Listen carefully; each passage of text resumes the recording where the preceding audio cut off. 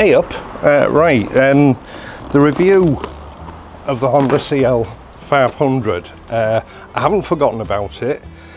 The bike is my bike, so in that respect I have to be careful what I do with it because it's my investment for the future.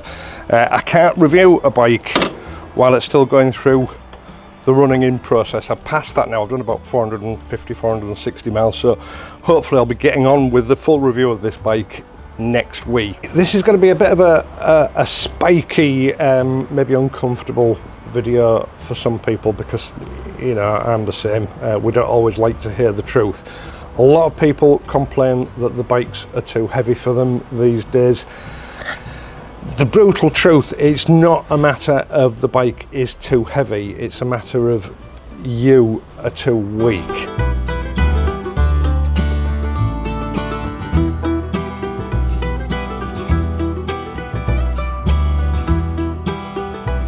Today I want to address the elephant in the room. Now, it's been happening for probably a couple of months and it's certainly ramped up in recent weeks. Yes, I've lost a significant amount of weight, altogether about 3.5 stone. The reason that I've lost weight is, obviously it's been intentional. I'm not ill, just to scotch some comments that have come through. It's been an intentional endeavour on my part. It happens to all of us as we get into sort of later life. I mean, I'm 61 now. We tend to relax and let go of things. I've always been a very fit guy up until I started this channel, 11 years ago. I gradually put a bit of weight on right up until we came to the lockdowns and the COVID era, where we were sort of, you know, confined to barracks for the best part of 18 months, and then I really piled the weight on. I had to go a couple of years ago getting that weight off, and I was sort of successful, but it was a bit half-hearted. I didn't have all the building blocks in place really, and the building blocks that I'm talking about are you know, rejuvenating my strength and building muscle. So, you know, I sort of relaxed back on it and I slid backwards again until just before Christmas I was 17.5 stone. And I was starting to find life difficult, even simple things like fastening my bootlaces. You know, my stomach was getting in the way, I was getting out of breath going up and down the stairs, I was struggling even to walk willow. Some days, you know, it made me feel unwell.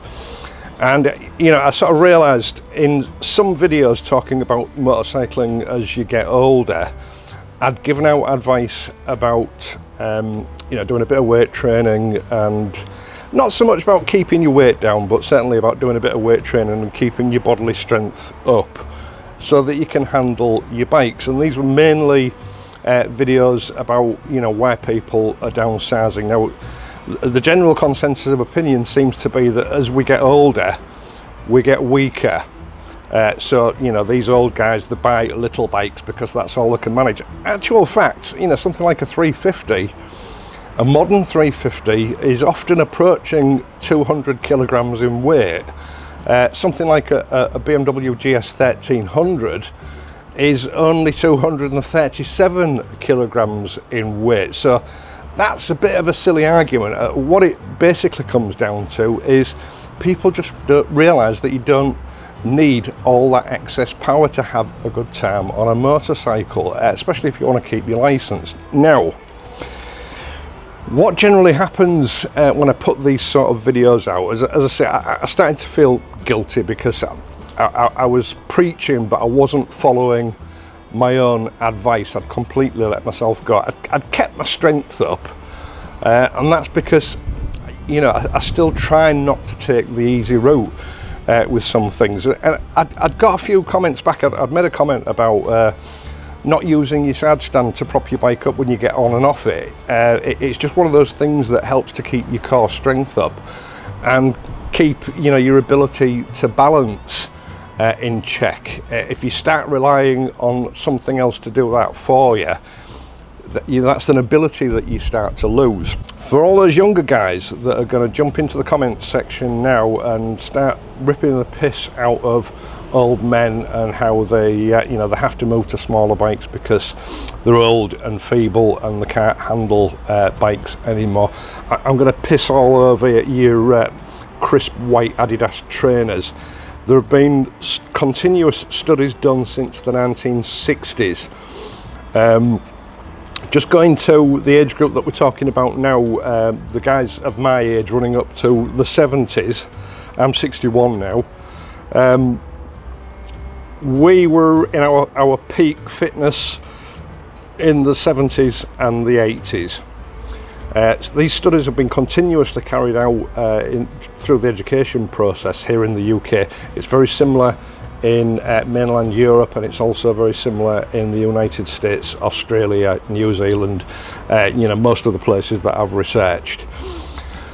In general, because of the decline in the level of physical education at school, because of the changing habits of children when they're younger, not going out as much, spending a lot of time watching TV or YouTube or playing video games, by the time they reach physical peak fitness and strength in their late teens, early 20s, they are 20 to 30% weaker than their counterparts were in the 70s and 80s. That is a huge figure.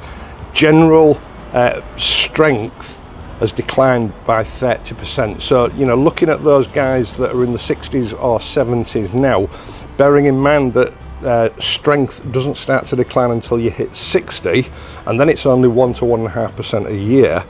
The guys in the 60s are still probably considerably stronger than you are. And let's be clear who I'm talking about here. When I say you, I mean you people that are in your early 40s right down to your early 20s. The guys in the 70s are at least equal in strength to you. The likelihood is that they still have a 5% advantage over you. Where things start to fall down as you get older is your lifestyle changes.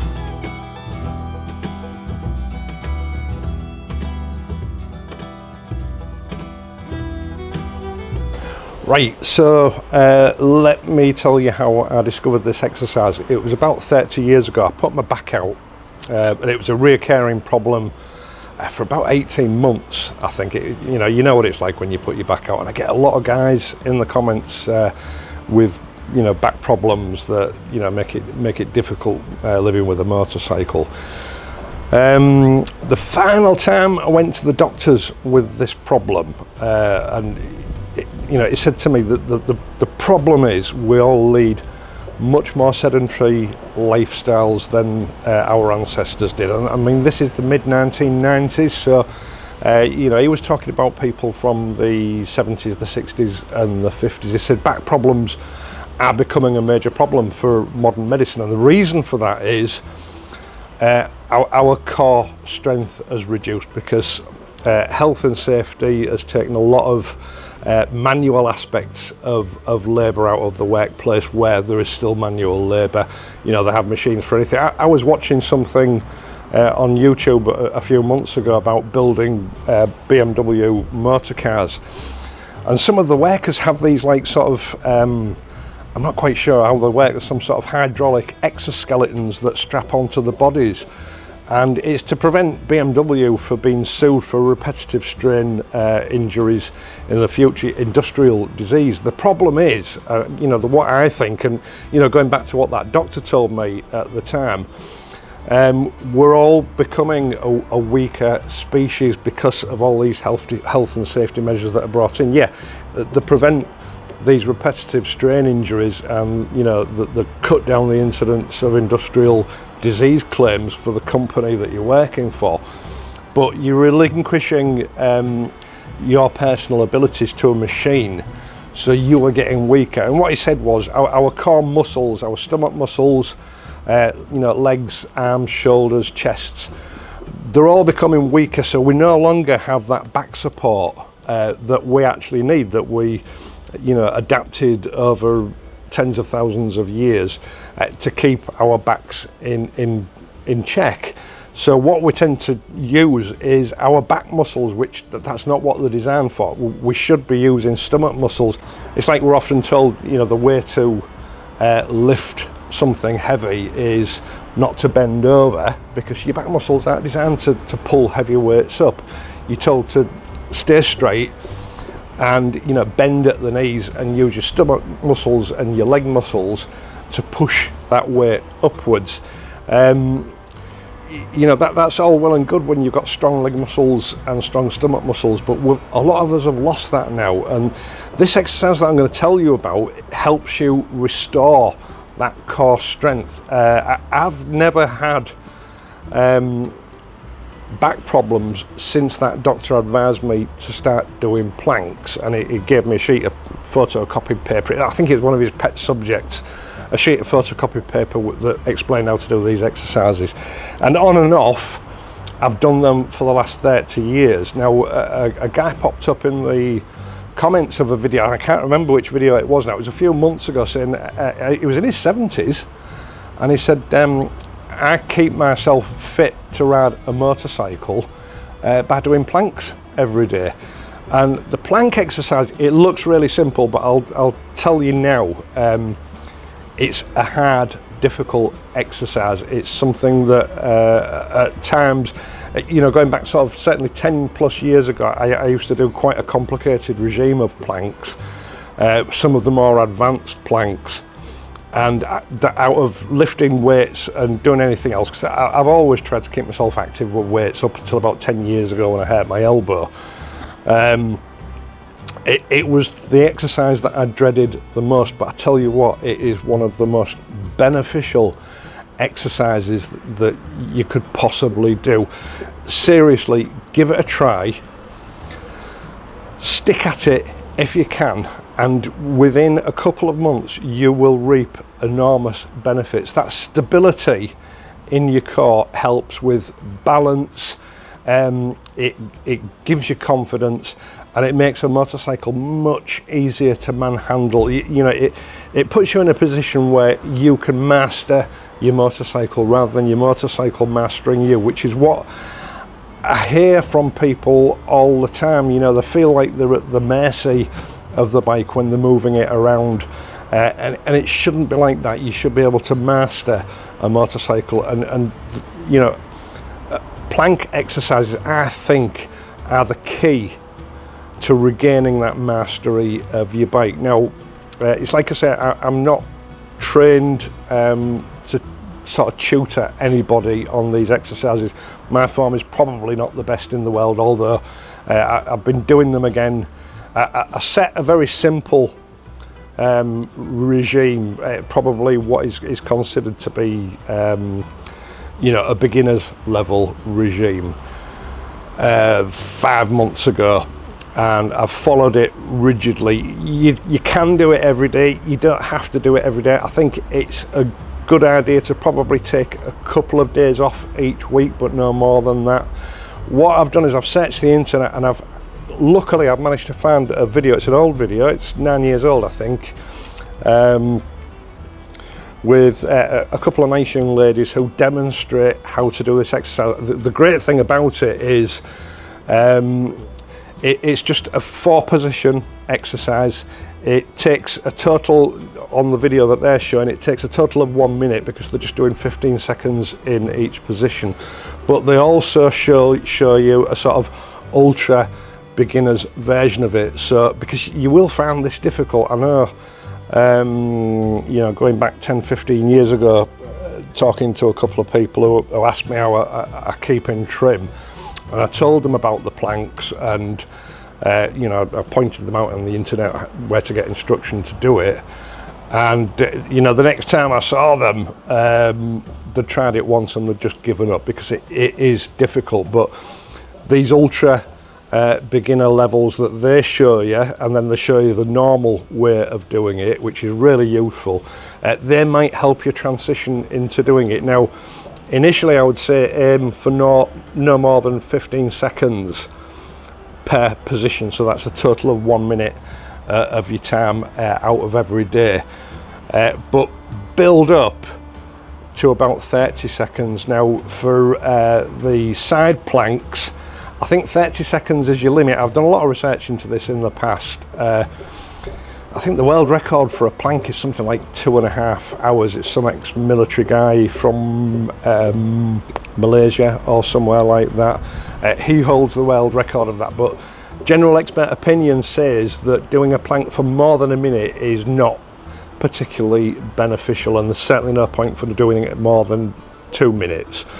So for the side planks, start off with 15 seconds, aim for 30 seconds, but don't rush it. You know, I started off at 30 seconds because I was just going purely from what I knew in my head. I wasn't taking any tuition from everybody. I found it incredibly difficult. I find it much easier now. I've started to increase the times that I'm doing it, and I've noticed an enormous amount of difference, not just in my ability to manhandle bikes, but I mean, it's great when Paula's riding pillion on me as well, because obviously that when she's getting on and off the bike, or you're at a standstill at traffic lights or whatever, any movement for her means you've immediately got to react to keep the bike upright, and it's been enormously useful with that as well. You know, I can't overstate the benefits of doing planks, but I'll leave a link to this video in the video description down below, so you can actually go and see experts giving you some tuition on how to do these exercises, which I think is the best way for me to do it. The other advantage is, you know, because you tighten up your stomach muscles and your lateral stomach muscles, I don't know what they're called, your arms, your shoulders. All right, I've been doing a bit of weight training as well, which has made a difference. It pulls your body in. You'll find your clothes start to feel better, and that's dieting aside. You know, I can, as I say, talk about how I've cleaned up my diet in future videos if that's what you want, and I can also go through the weight training exercises. I only do 20 minutes 2 to 3 times a week. What you'll find is, as you get older, your recovery times after exercise are much longer. When you're in your 20s and your 30s, your recovery times is about 24 hours, because when you exercise, you cause micro tears in your muscles, and it goes for the same with your stomach. You cause micro tears, and they have to heal in order for the muscles to strengthen and build. As you get older, it can take 48 to 72 hours. Now, your core muscles, because you're using them all the time while you're moving, I think the theory is that you don't have to wait sort of 48, 72 hours between exercises, because they do recover more quickly. But with weights, etc., you know, you don't need to overdo it, and you don't need heavy weights. You know, go ahead and do some research if that's the route you want to go down. Let me know if you want me to tell you the regime that I've been using. I'll have to look up all the exercises and find out what they're called, because I don't know. It's just what I was taught in the past to do, and I've followed it ever since, but I've got no idea what the actual exercises are called.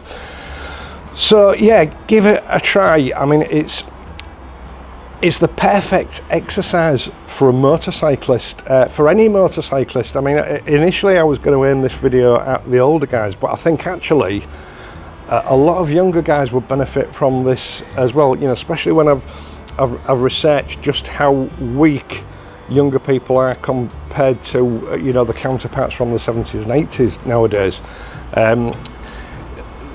They would benefit from this as well.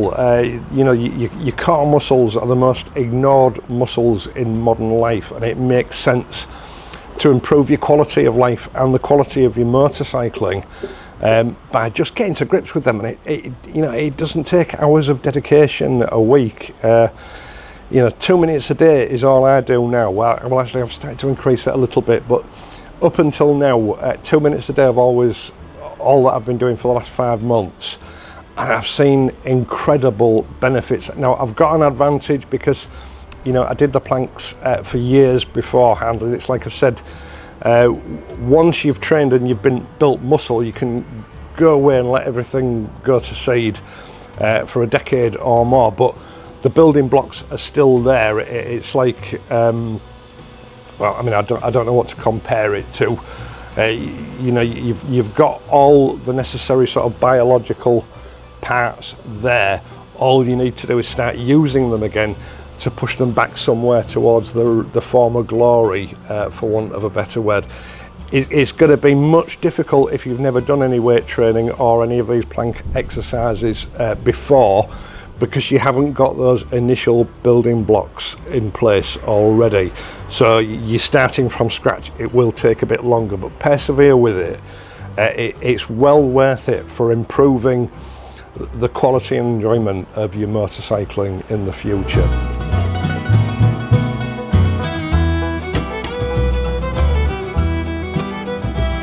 Now, this is not about recapturing my youth and looking younger. This is about the fact that, you know, as I say, I've reached 61 years old now, and I am aware that that decline is going to become more pronounced if I don't get things under control. They say that well, it is a fact, the camera puts about 10 pounds on you in weight, and it's all to do with the way the lens is and the sensors work. And in the past, I'd sort of soothed my mind by saying, you know, it's a trick of the camera that, you know, I look a bit beefy. It's not me, because when you look at yourself in the mirror, you always look at yourself from the best angle. Unfortunately, when you're walking around in front of a camera, you lose that advantage and that mirage that you've invented for yourself. It's not about looking younger.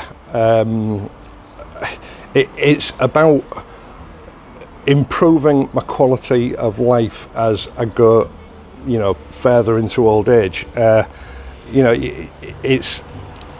I don't know how much longer I've got left. It might be 5 years, it might be 10, hopefully it'll be 20, but I want a quality of life in those years that I've got back. I don't want to start having to make allowances for the fact that I can't do things that really I should still be able to do. And that's what's prompted me to get into this regime, to, you know, get the weight off and get muscle and coordination built back up. I've made significant progress. I'm still not quite where I want to be. I think I've got about another stone to lose. I've got a little bit around the bottom of my stomach that needs to go.